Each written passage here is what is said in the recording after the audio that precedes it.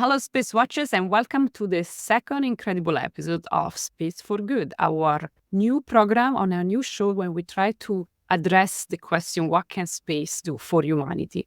Actually talking to humanity. So the special guest of the second episode is Alyssa Starkey, the founder and chief science officer at Ozius. Ozius. I knew I was going to say it wrong because in the moment when I know that I have to say something right, then I get a bit agitated. Alyssa, how are you doing? Well, thanks, Emma. How are you? I'm very well, thank you very much. And as usual, in the chair of the expert, the woman that will help me to understand all the socioeconomic implication on what Alyssa will explain us, we have the fantastic Mani Thiru, the former head of space and satellite technologies at Amazon Web Service for Australia and Asia Pacific. How are you doing, Mani? Oh, it's a pleasure to be here, Emma. And I love the accent. It's always good to get the Italian take on what Ozius sounds like. No, Ozius is fine. It's always, you never know. In the moment when I doubt of myself, then I know I'm going to get it wrong by Ozius. And I think this is a perfect starting to ask Alyssa, what does Ozius work on and what's your role in it? Excellent. Well, thanks very much. So I'm the founder and chief science officer at Ozius. And at Ozius, we're focused on using Earth observation analytics to unlock new information about the environment to help our customers make better decisions on the ground and create a positive impact on our Earth. So we bring together Earth observing space technology, cloud computing, AI, and environmental systems to analyze multiple missions from SAR, optical, and LiDAR to bring together all this information to create new environmental intelligence for Earth. So while we're analysing these huge volumes of satellite data, we are trying to characterise and analyse the status and trends of the environment so that we can unpick new phenomena about our environment. So at Ozius, we've created Ozius Biome, which is an amazing analytics platform where we have built the world's first 3D vegetation structure map so that we can quantify the environment faster and help companies to take action with more precision, and so they can achieve better outcomes for the environment and for their business at the same time. So some of the new environmental intelligence that we've been creating is that we've helped companies target areas to invest into land and habitat restoration activities.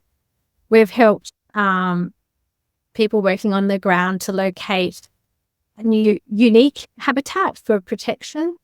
And we've also helped those assess the progress of land and habitat restoration and conservation activity so that we can actually measure and quantify the success that projects on the ground are having. And we can do this all remotely.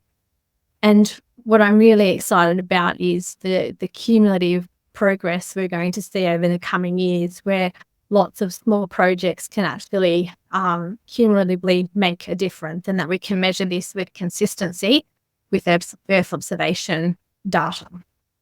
I really like the word environmental intelligence.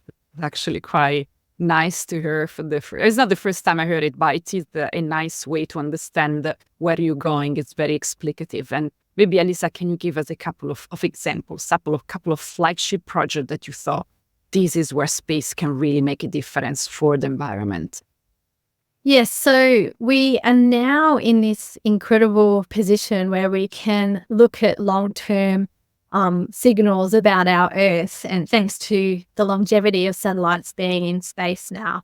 So now we're able to actually measure and quantify new parts of they're not new parts of the environment, but we're able to actually quantify new information about the environment that we haven't been able to do before. One of the key projects that we look at is not only where is the forest, but what is nearly forest, what growing back to become forest, either through active projects in the carbon and sustainability sector, or just through long-term patterns as well with the environment. So we're working a lot on understanding what are just natural climate influences on our landscape and what is and what's more human-induced. So we're seeing land management activities occurring at these really large scales now, and the analysis of biome and our satellite data helps us give a consistent view of the status of and the trends of these human actions, as well as the natural events on the ground. So we've been able to look at different habitats, the impact of droughts, bushfires, flooding, a whole range of activities there. And I mean, you obviously have been working in data collection for decades. So as you mentioned before, this kind of like ability to collect data and elaborate them and transform them and intelligence. I was wondering if in your career you ever had a moment when you were looking at some data and something brought you to some conclusion, to see something that you were like, wow, I was not expecting this. This is something that the data revealed to you that you were absolutely not expecting, or you didn't see it from the ground. I don't know, some sort of like tada moment. Yeah.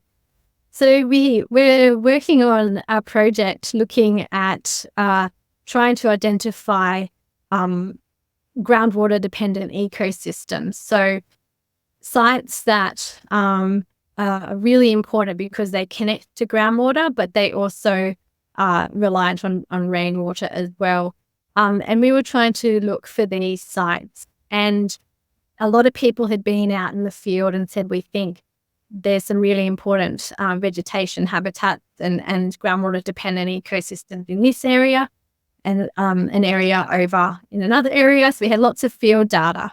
And then we ran our analysis over this huge area. It was up in the Cape York Peninsula in Australia. It's very remote. It's really hard to access on the ground. And a lot of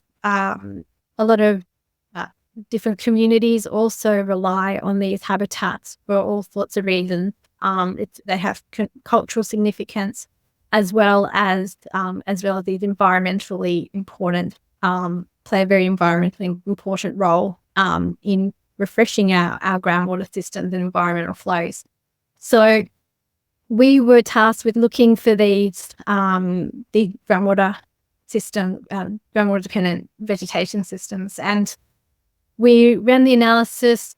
We confirmed that the locations where the field ecologists were out were being detected by this algorithm, when all of a sudden we found this huge resource of groundwater dependent ecosystems up in this particular area that no one had ever been. It was really hard to access, and it just popped out in the analysis. And we basically discovered new springs, which were really incredible and purely from analysing long-term signals of satellite data, where we were able to then say, hey, everyone, have a look over in this region and you might find some really critical habitat for us to know about and conserve.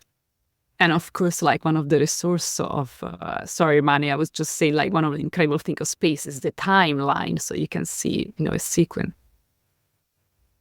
And then, what I was going to add was, and Alisa, I don't know if I think you said it before, with that biome, organizations, you typically need a plane or an airborne LiDAR system to go in and measure all this, right? But you're doing this remotely without actually stepping in on the habitat that you want to. Absolutely. We also had another case where a company was being asked to go and monitor some a very protected species on the ground. And to do that, they had to go in and trample over half of these unique habitats to actually get to the site.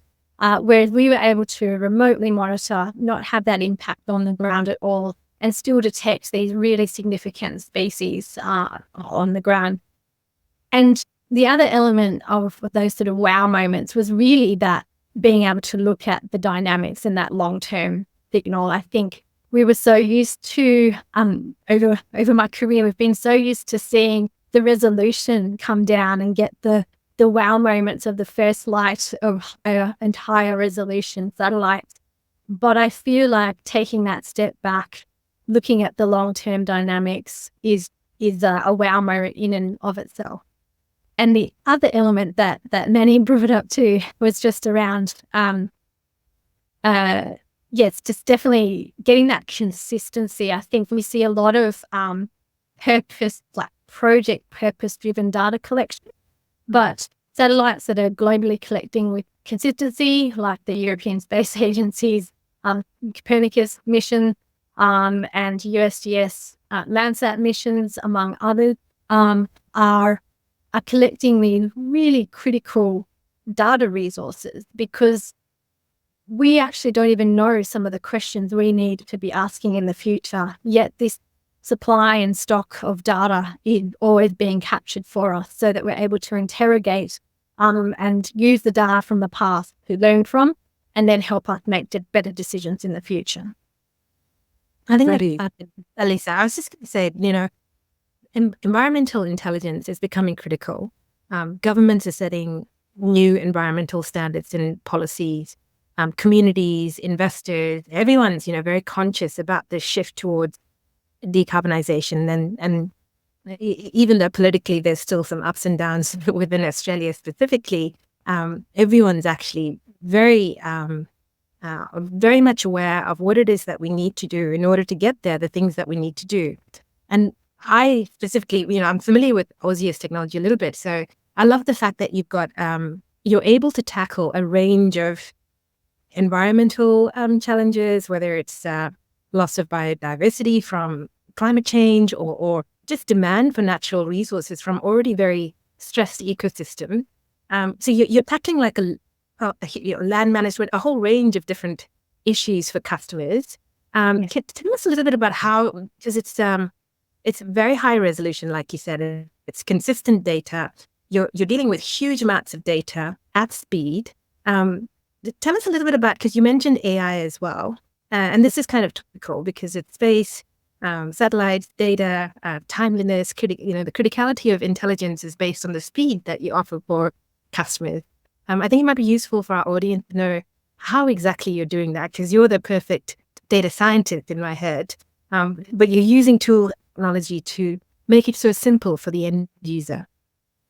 That's been the biggest challenge in order to break down the barrier between high-end science and users who can actually pick up the data and run with it, either with a direct yes-no answer or some sort of new insight into and to point them in the right direction. So that's actually been the real main focus of Ozius, is how do we synthesize the data and get it in a way that it is consumable to lots of different users who are on their own technology journeys at different rates and speed themselves. So when we've developed Biome, we've had to innovate like never before. We have stumbled over a lot of, we've hit every edge of everything, which has been quite incredible. We've had to write new code. We've actually have contributed to some open source code because we've found some open source code hasn't been run at scale before, the scale that we're running Ozius Biome data on. And so we're contributing to that where we can. But ultimately we took an approach where we need to get the best out of each of the sensors. So how do we get the best out of SAR that looks at the texture of our vegetation and among other things? And how do we get the optical information and the best sensors to do that? And then how do we actually look at some structural factors as well? And that's where LiDAR comes in. So we're starting to say, well, each of these sensors play a really critical role in looking at some elements of our environment and some elements of vegetation. But how do we pull that all together to come up with the best representation of our Earth in 3D? How am I able to do that using the JEDI LiDAR system as well? So that's on the International Space Station. So by taking the best of each of those satellite missions, we're able to pull it together, and that's where the AI comes in as well. So we work with field data, we consume the field data, we build up the algorithms that we need to best represent the landscape. We are very much at the moment focused on vegetation. We will have, some other variables in there in the future, but right now we're focused on vegetation.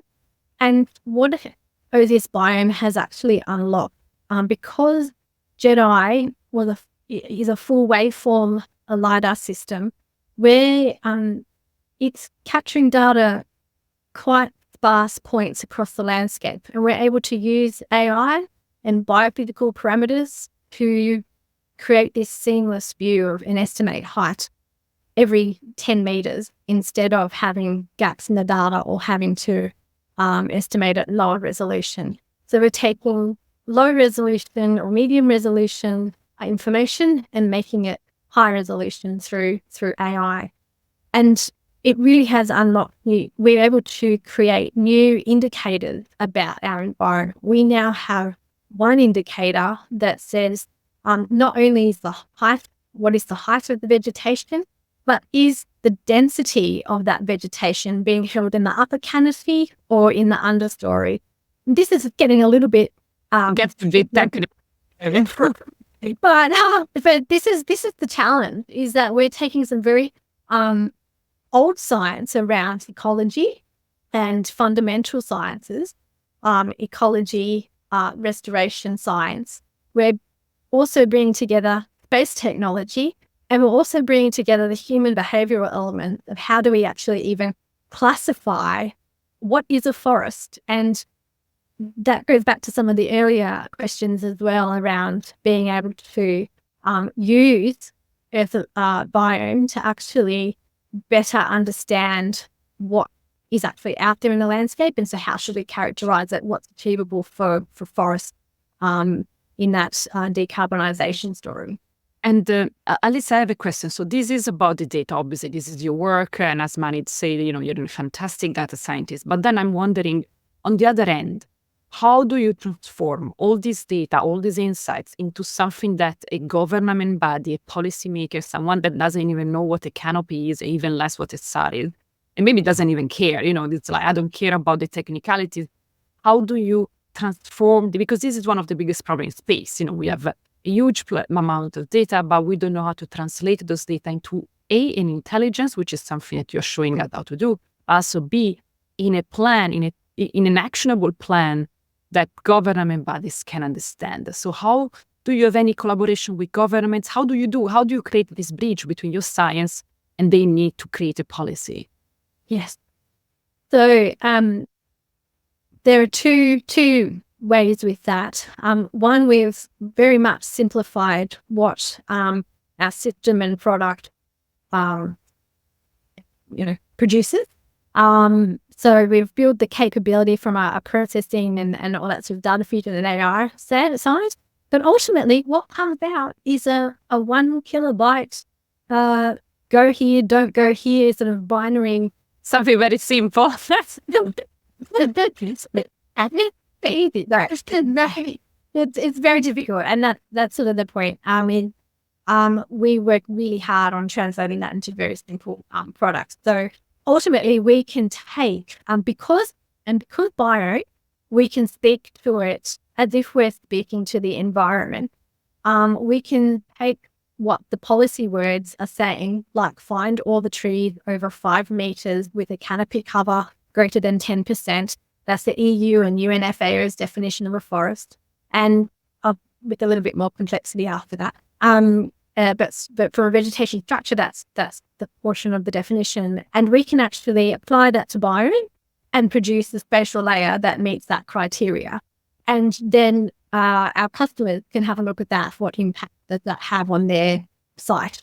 What areas do we need to avoid to not clear global forests? What areas how can we actually change our business practices to be more sustainable to adhere to those policies?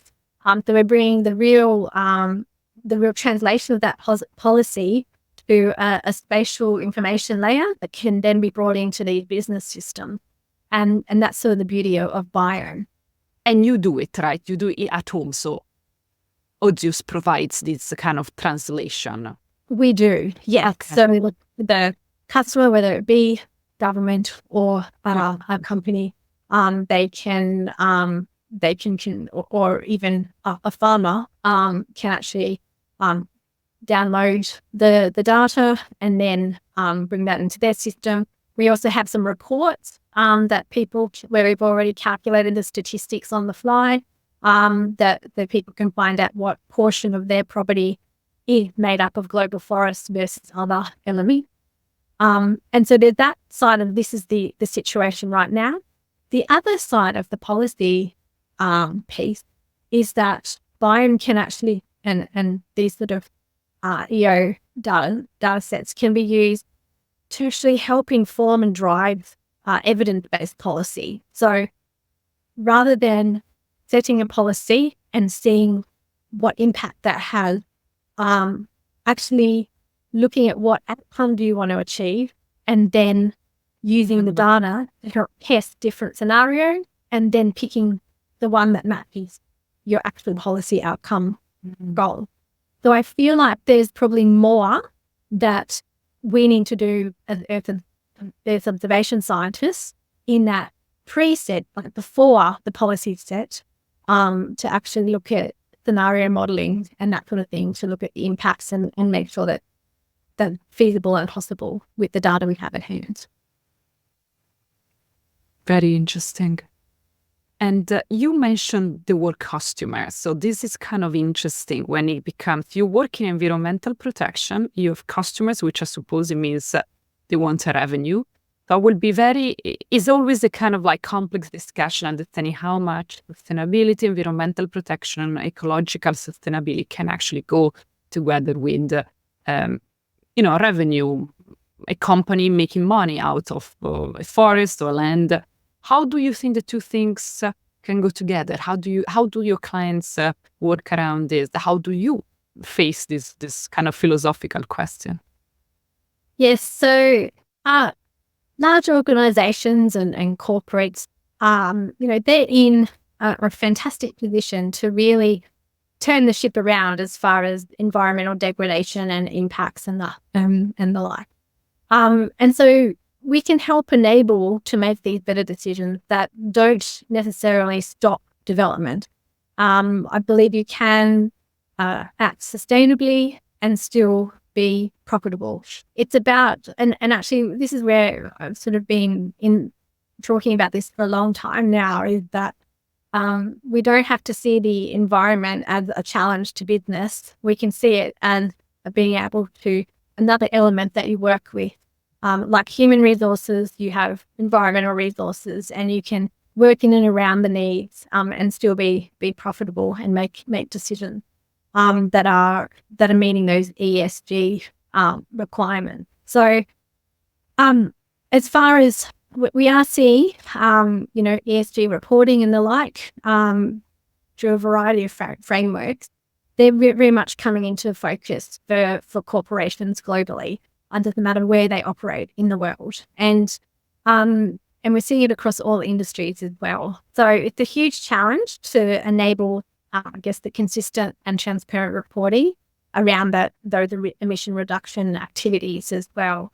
So again, we're in a position with EO to provide consistent insights on the state of the landscape. Where can they invest and make the best environmental return? Where can they effectively have the biggest return on investment into those environmental actions on the ground? And at the same time, how can they make some early decision around avoiding deforestation or avoiding to cut down critical habitat and creating fragmentation? So we've had some examples where biome data has been used to actually have a look at, well, here's some planned infrastructure. What would the impact be? And then how can we make some easy adjustment, have no impact on that bottom line as far as it's just a part A or B, and then looking at some options and then being able to choose one that has those environmental benefits as well as the social and the business benefits as well. So I don't think they have to be seen in isolation.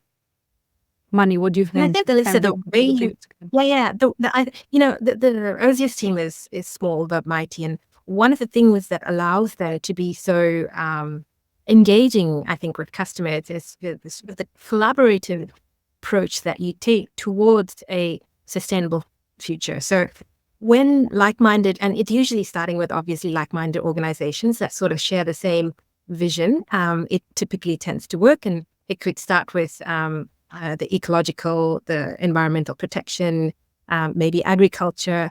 But I know, Lisa, that you have every intention to drift into the capital market, government, energy, defense sectors. All of them see the value. Now it's just a matter of market demand and profitability. But I think the environment, that sort of the political, the economic environment is changing in such a manner that if these institutions and companies don't take those steps now, they'll be in a lot of trouble much later. So I think it's a slow but sure, steady sort of pathway, winning customers, proving the value of the intelligence that you're providing, allowing them to either save costs or create more revenue, generate more profit. That's sort of it's sort of a very convincing, I think, approach, without sort of deliberately, I guess, targeting them or say, it's not a carrot and stick thing. It's very much we'll show you how it's done. Here's how it's worked for these other sectors, and here's where we think you'll derive benefit if you do A, B, and C. And because it's evidence-based, data-driven, it's very logical. You can't really argue against it. It's not a sufty thing. Here's what you need to do if you want to win. That's kind of how I've seen the way your team approach it. I think it's a winning combination. You've got the technology, you've got a process, and you're very aware of the social, economic, and political implications of moving a certain pathway. Yeah, no, thank you, Mani. I agree with those sentiments, and just on that too. I think